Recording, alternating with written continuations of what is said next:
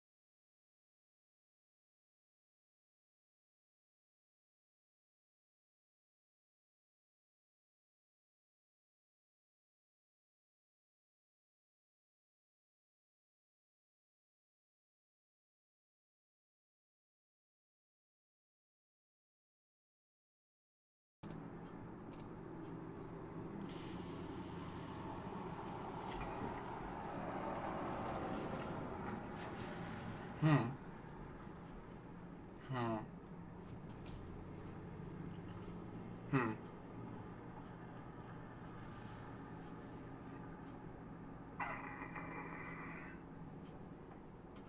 Hello, and welcome back to another episode of Flash Zellow, fiction done fast. The show. Oh. I take a bunch of writing prompts from my friends and turn them into one-page short stories for you people, you out there. Yup, this is for you. Congratulations, Merry Christmas, and all the good stuff. This is all for your benefit. Oh, come on. Come on, Jer, work with me.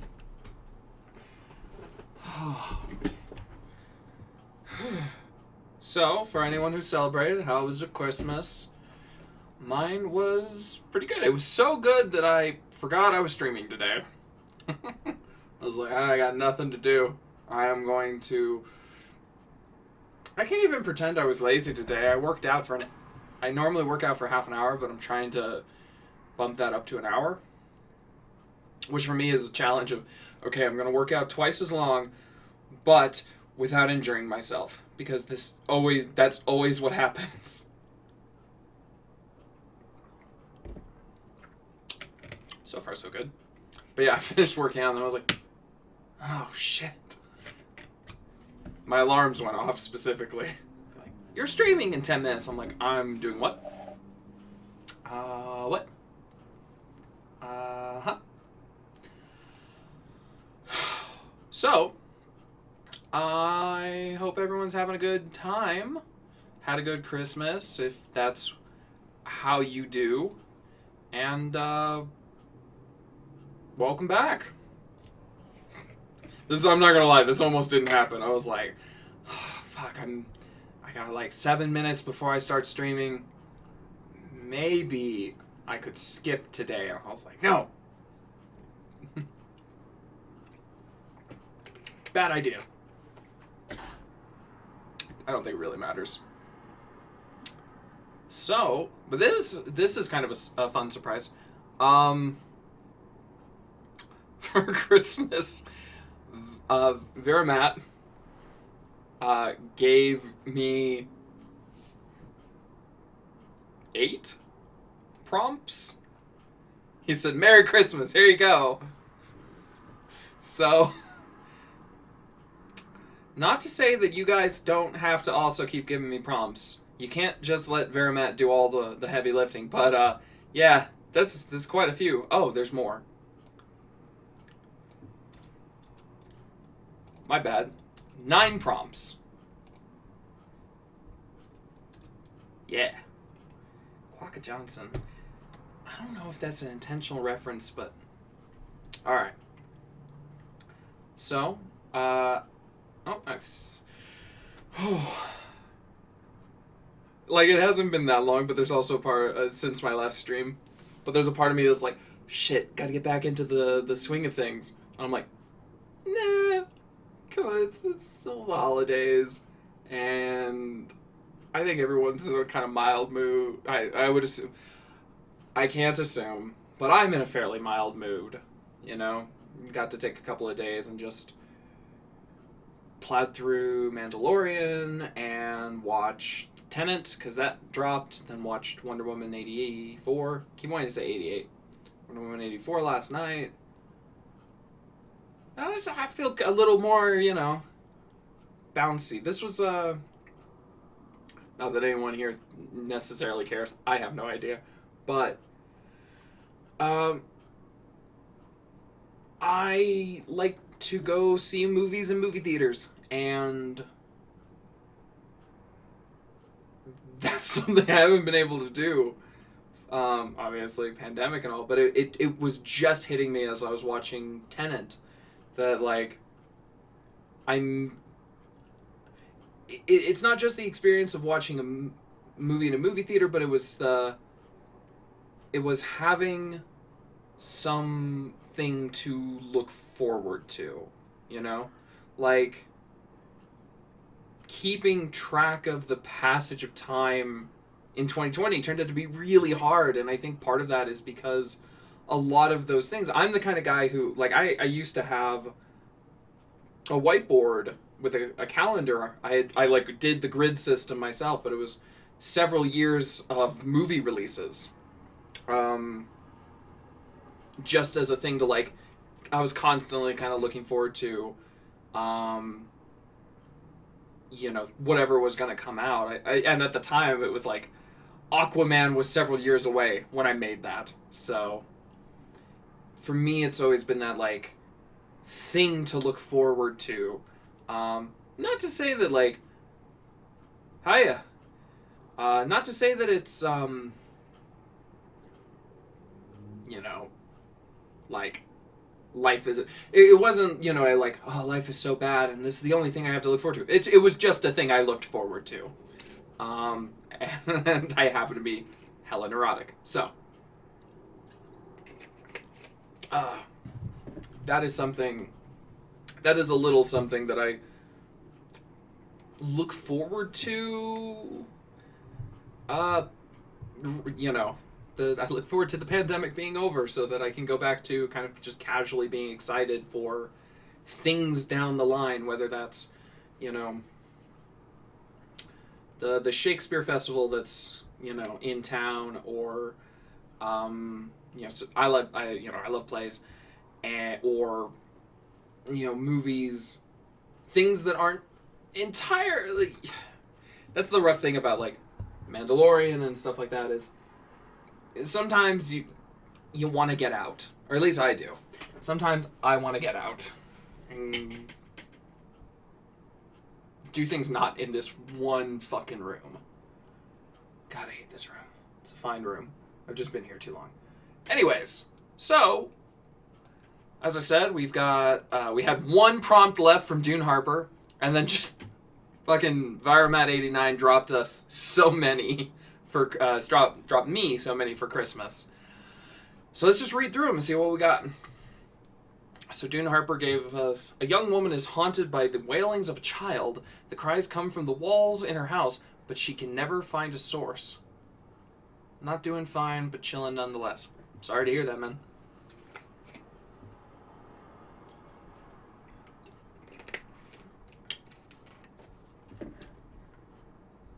Don't actually know if man is a appropriate friend, person, acquaintance. Either way, I'm sorry to hear that. I hope things pick up soon.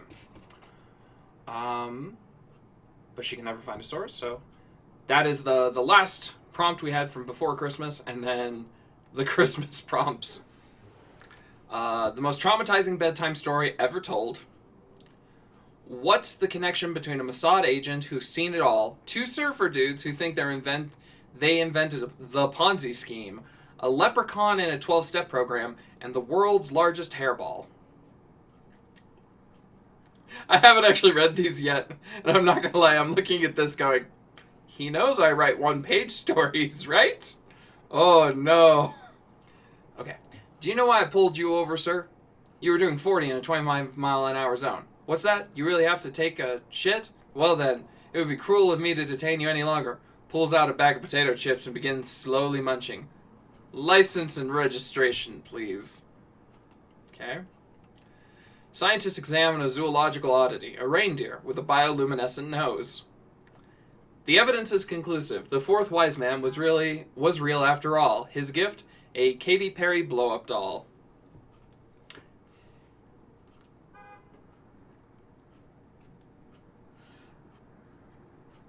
Oh no. Oh, okay. The cast and crew of a cheap 70s grindhouse exploitation film about biker chicks and rapey rubber aliens have to contend with the director. I don't know if anyone else hears the horn honking off in the distance. Yep, there it is. Okay. Fuck it. Have to contend with a director who is convinced he is creating high art. New Year's morning. At first, you think there must be some kind of mistake, but as the day progresses, you realize the awful truth. 2020 has begun again. The Earth has stopped spinning. In the apocalyptic wasteland that ensued, Only one man can make a difference. His name, Quokka Johnson. Okay, I don't know if this is a reference to something I'm unfamiliar with, but in college, during my intermediate fiction class, intermediate creative fiction, I can't remember exactly what it was called.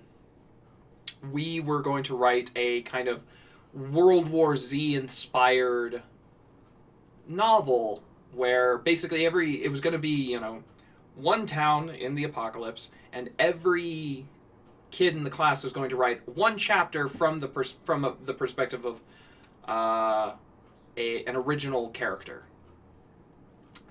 And the rule that he said was that we all had to share a character whose name was Quokka Johnson.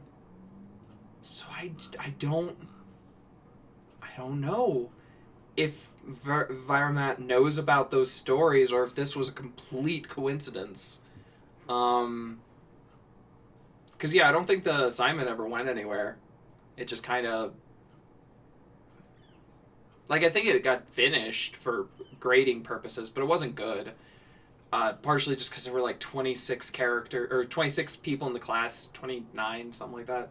And we were all just trying to, we all had the same deadline, so yeah, it was really unpleasant.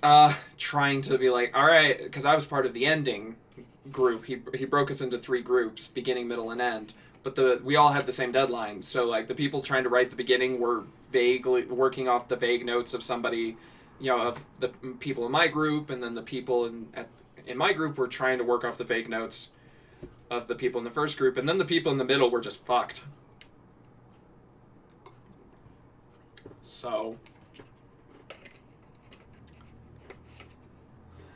all right. Can I just take my story?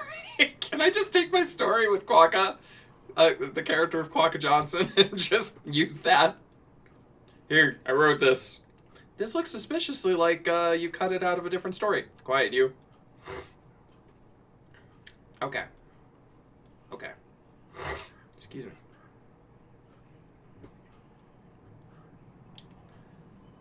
Oh, okay.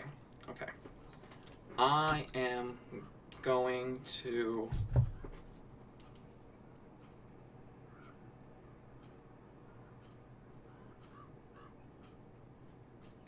Sorry.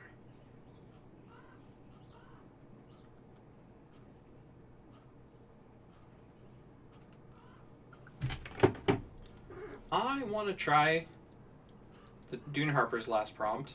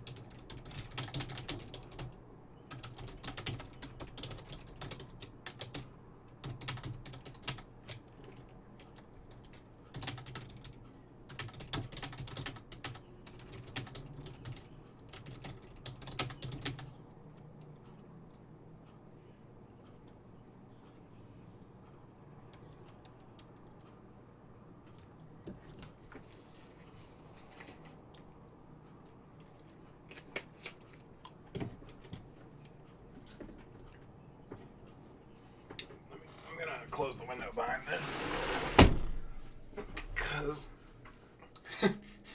despite being Utah, it's getting cold. So, well, Utah, it should be cold. It's been really nice the last couple days, so I've had the windows open, but it's getting cold.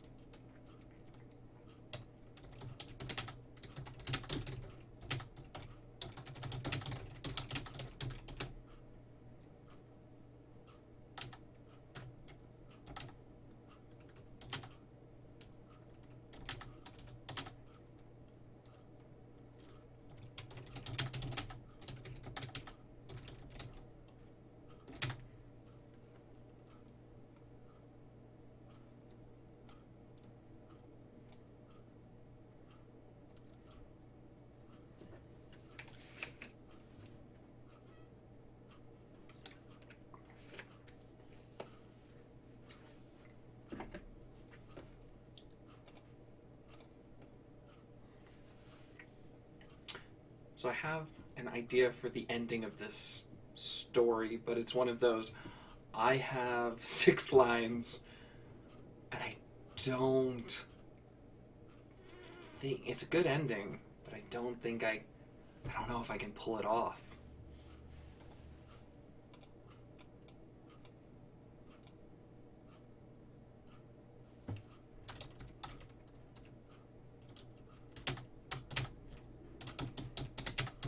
Maybe.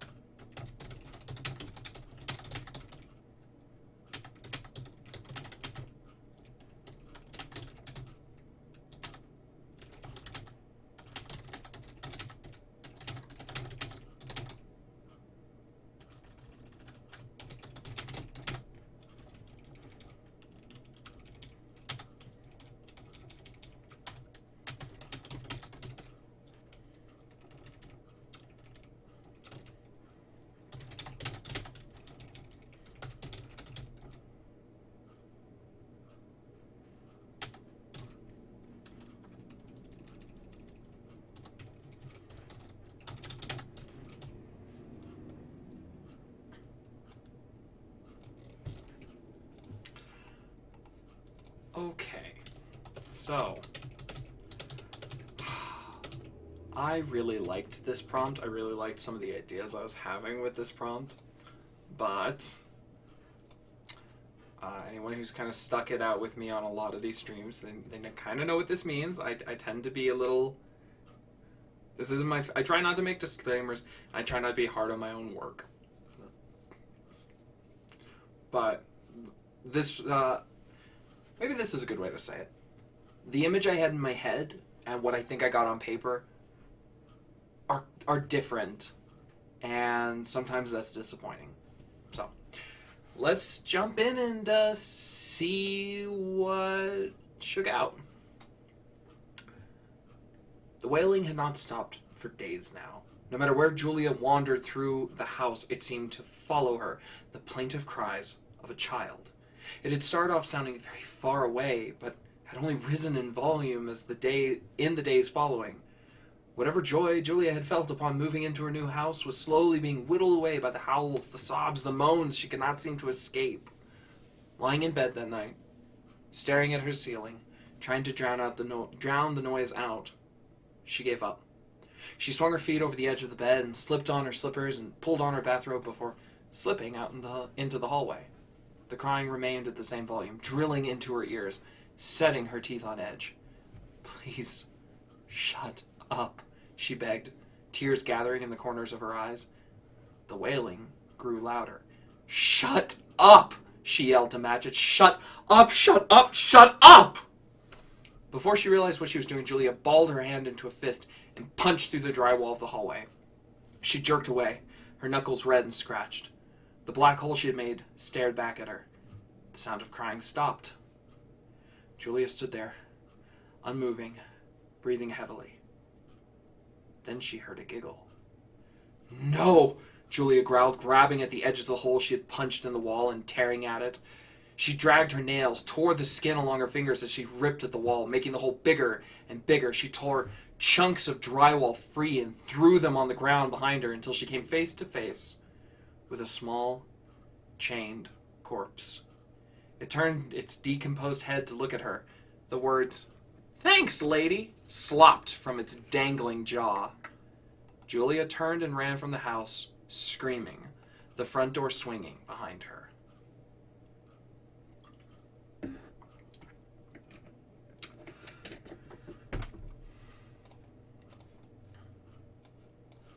Okay. Well,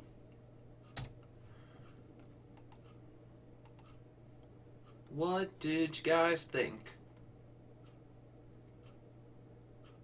Yeah? Got a damn. It's not a bad reaction.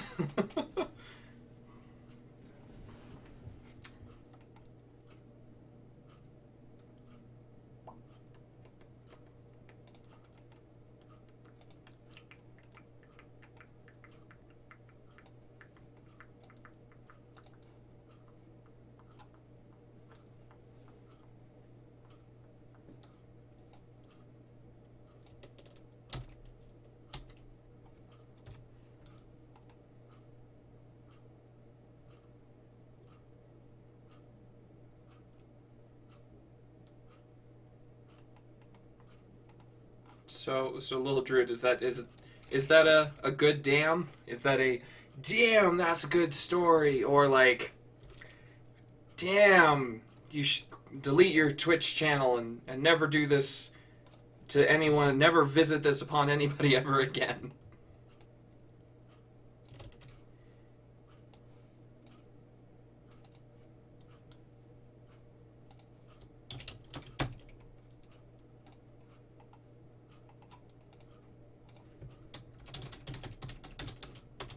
Good. I'm glad you liked it.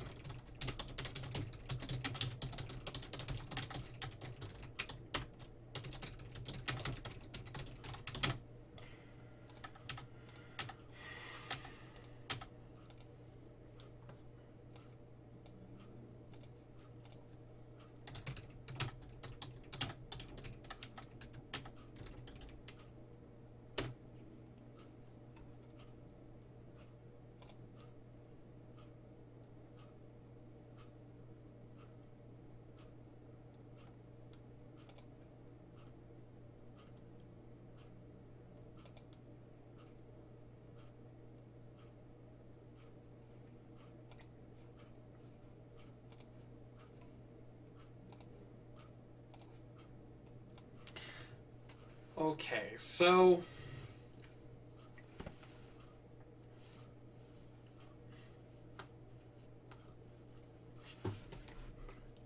Ah, man, I don't know quite what to do with this. Is the one that I want to run with. It's the evidence is conclusive. The fourth wise man was real after all. His gift, a Katy Perry blow-up doll. Which is just one of those prompts that I don't... Okay. But, like...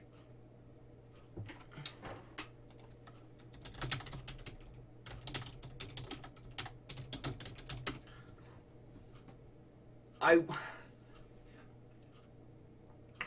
kind of want...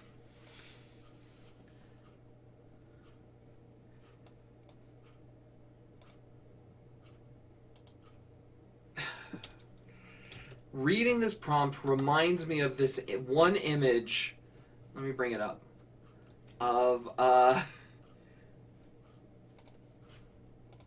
Hunter S. Thompson, the journalist and author who did things like Fear and Loathing in Las Vegas. But this picture is Hunter S. Thompson, John Cusack, and Johnny Depp in a convertible with a blow-up doll. And that's what this prompt, like, fucking popped into my head. So, like... But I don't know exactly how to frame it. Because the way it's written is, the evidence is conclusive. The fourth wise man was real after all. His gift to Katy Perry blow-up doll. Feels like... Makes perfect sense to me. Good. Well, it feels like it's asking to be written from the perspective of, like, archaeologists.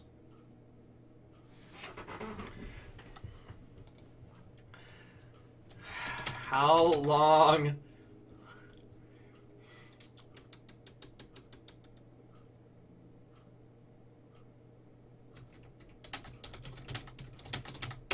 How long does plastic take to decompose? Normally, plastic items can take up to 1,000 years to decompose in landfills. So if we're following science, then a blow-up doll should leave no archaeological evidence.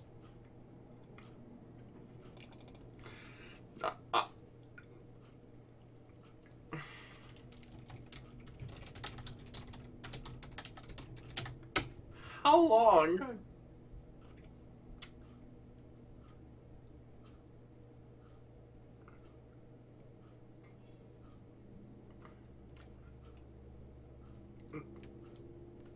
Okay, well, I'm on a watch list now, but Google cannot tell me how long it takes a blow-up doll to decompose. Moving on. This is what we should keep an eye on this one. No, he's just a writer. They all Google weird shit. All right.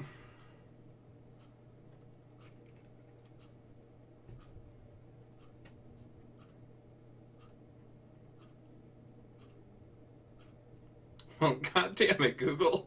What are you good for?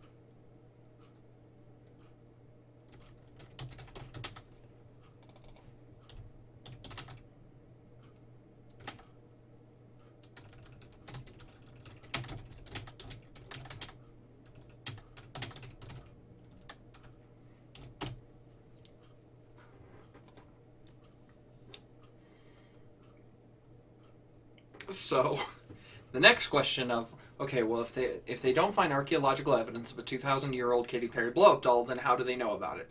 Well, perchance it was written down. So, what kind of writing did they have back then? Yes, this is where I'm going with the Katy Perry blow-up doll prompt. I'm looking this up. Today, the Bible is widely available in a single volume. Book with page codex.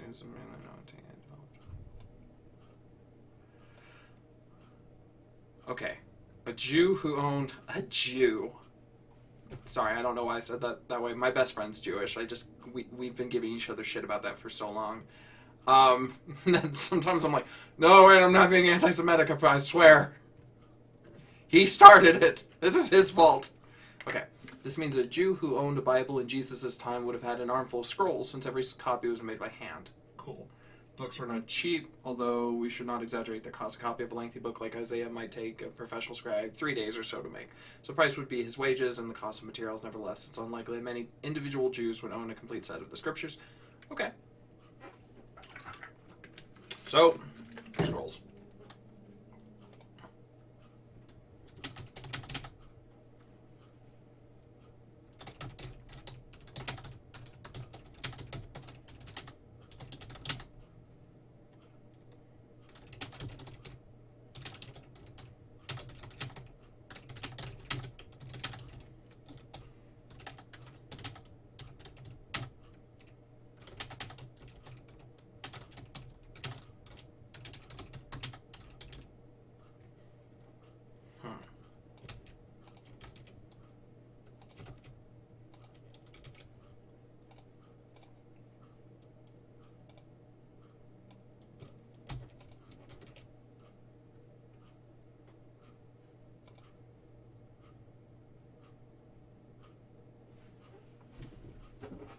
Okay, so an archaeologist discovers a set of never-before-seen scrolls proving the fourth wise man was real after all.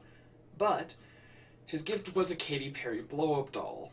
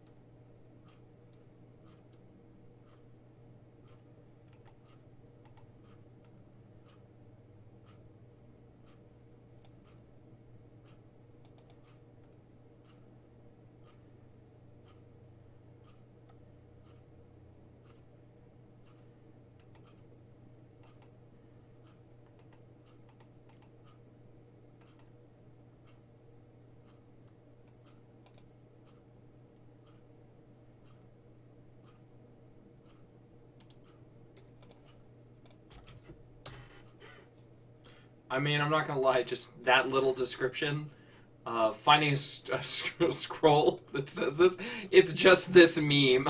It's this old comic. I finally found it after 15 years. The scroll of truth. No one reads or rants on your Facebook page. Yeah.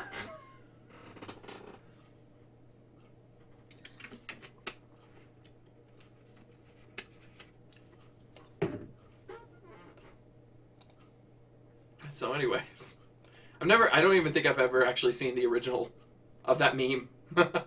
I don't think I've ever seen that before.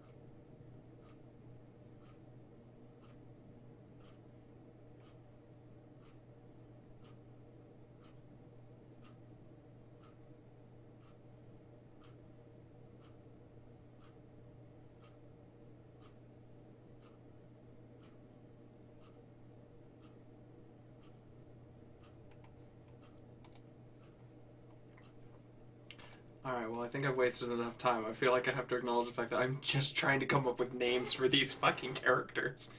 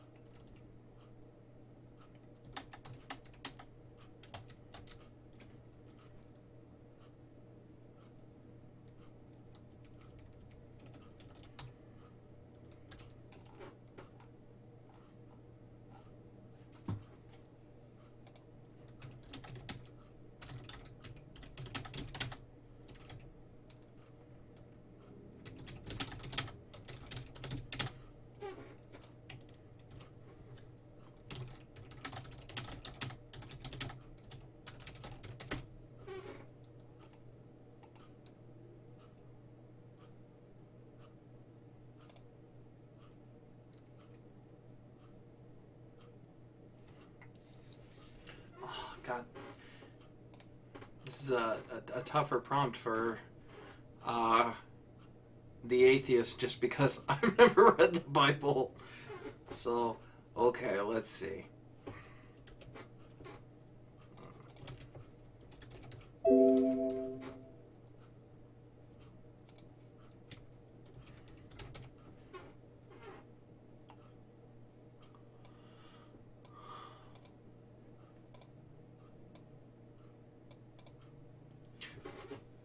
Okay.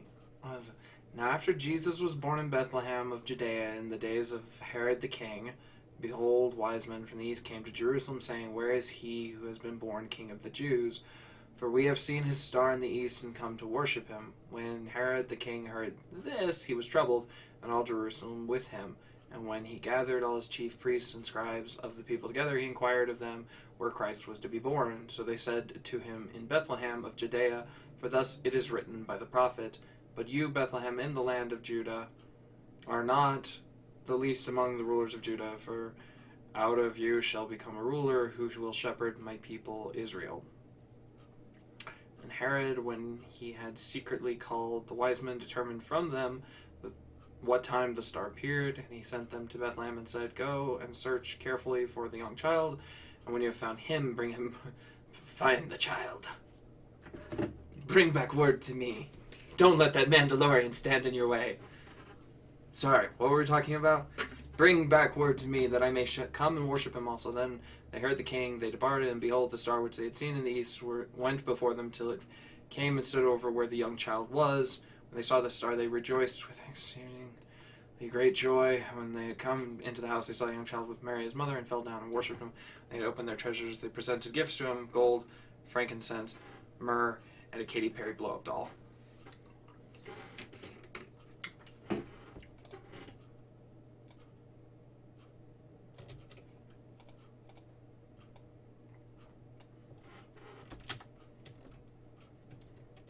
Wrong button.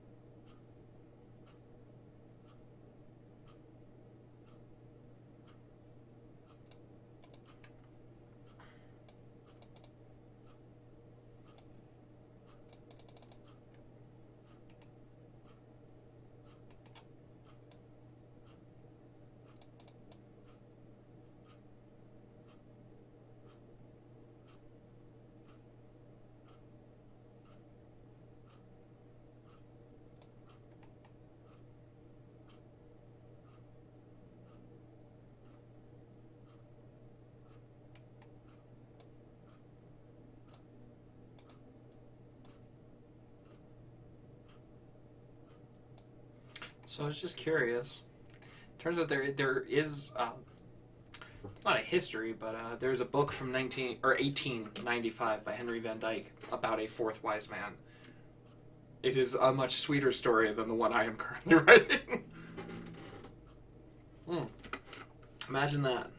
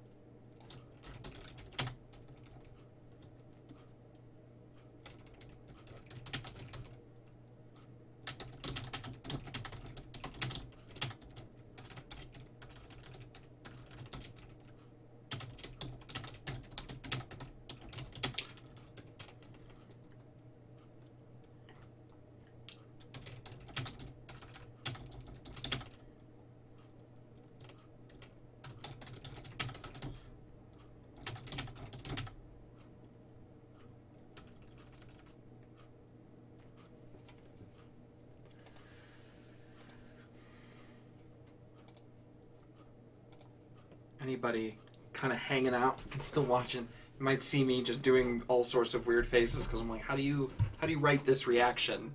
Sometimes you just gotta like feel your way.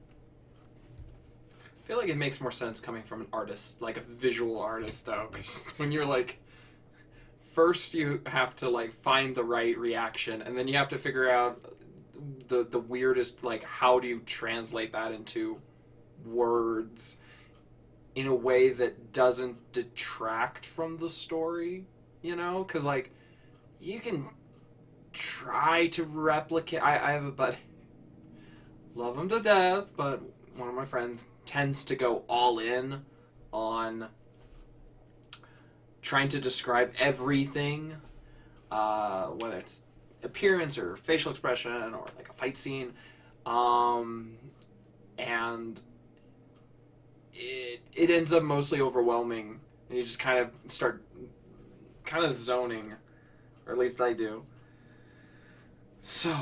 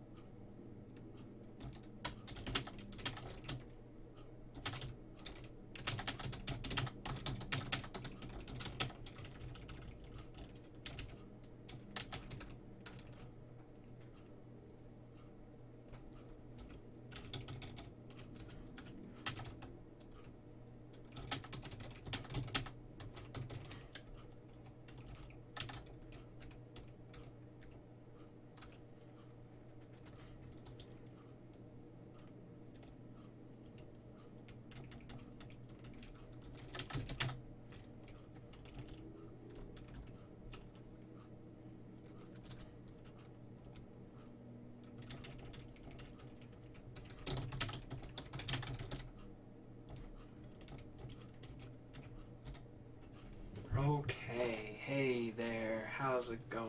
How's everyone doing? So, this turned out weirdly challenging, I guess. But I tried to... Well, let's just jump into it. Daniel Allard's hands trembled as he lifted the scroll into his hounds. Off to a good start.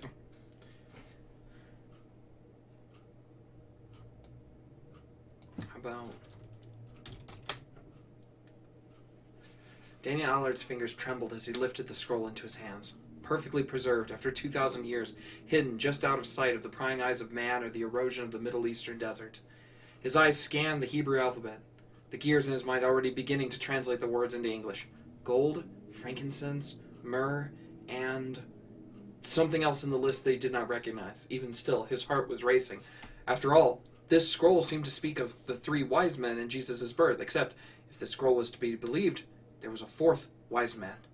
Perhaps Henry Van Dyke was onto something after all. Daniel pulled out his notebook and set to the slow, methodical work of translating the scroll in front of him.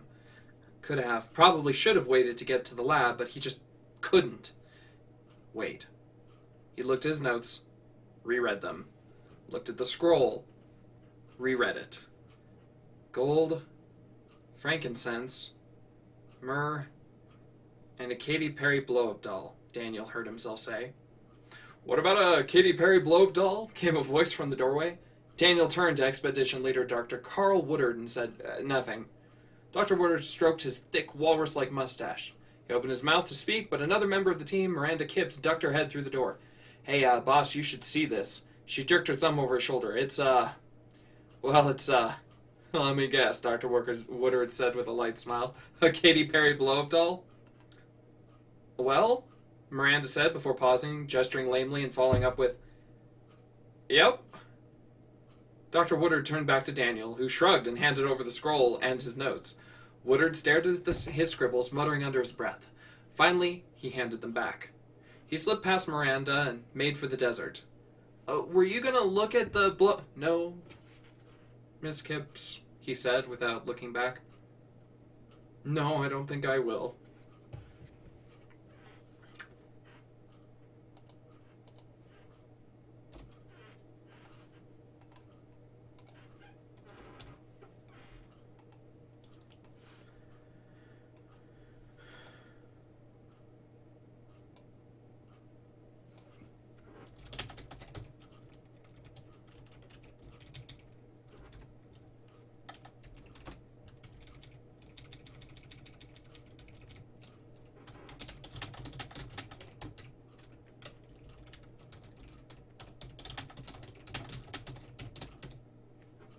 So I don't know what you just posted. Is it supposed to look like a bunch of just horizontal lines, or is that like a glitch system?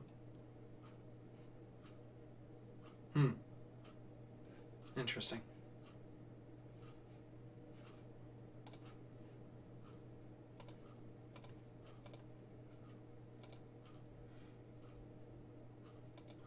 Somehow, even though it's not showing up, it's still showing it. Google is still telling me that is the rolling on the floor laughing emoji. Good.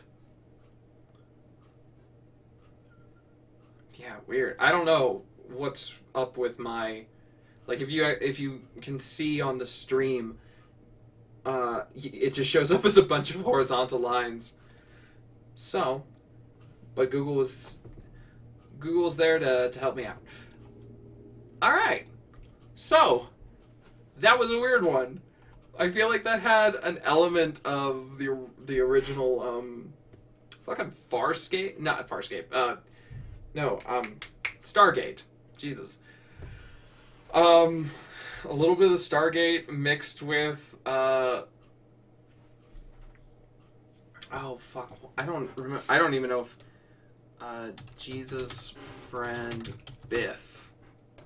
Lamb, the Gospel According to Biff, Christ's Childhood Pal, which is a novel that I haven't read, but I've heard really good things about. That's about, like, the forgotten apostle who just had the, like, super not romanticized view of Jesus. He's like, yeah, the guy owed me money, kind of thing, if I remember correctly. But no, I liked how that one turned out. Up until the end, I was like, I don't know how I'm gonna end this, but I like the idea of just without going too much into, I'm just imagining being, an archaeologist who's dedicated your life to the pursuit of science and knowledge and just confronted by this stupid bullshit and just be like, no, I'm walking away now.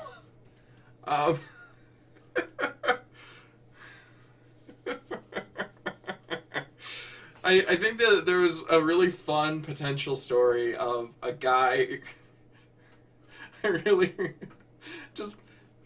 really like to imagine that the Katy Perry blow-up doll and the Fourth Wise Men are actually contemporary time travel remnants. Like some poor schmuck in New Jersey where the fucking Katy Perry blow-up doll ends up sucked through a time vortex and it's just like, oh fuck, where am I? Don't kill me. Here, have this. Sorry, I'm in your house. Just fucking runs and they're like, ah yes, the Fourth Wise Man.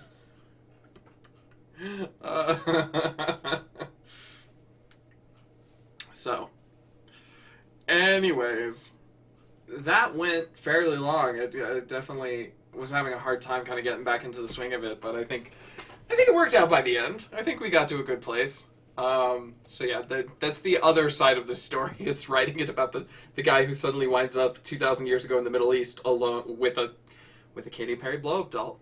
So, anyways, because that did take, 1 hour and 28 minutes. Jeez, 29. So, it's a longer stream, and kind of, I apologize. Normally, man, on a good day, I could get these blasted out in 40 minutes, but, it's what happens when you take a day off to be holly and jolly, I guess. So, I'm gonna leave it off there. And yeah, I will catch you guys on the flip-flop. I'll be back tomorrow. Hopefully, if I remember. I'm back in the swing of it. Should be fine. But I'll be back tomorrow. And that's all I have to say. That's all I have to write. No heroes in 2020, and I'm not going to have any in 2021 either. So, see you guys tomorrow. Bye. Oh shit, it got dark.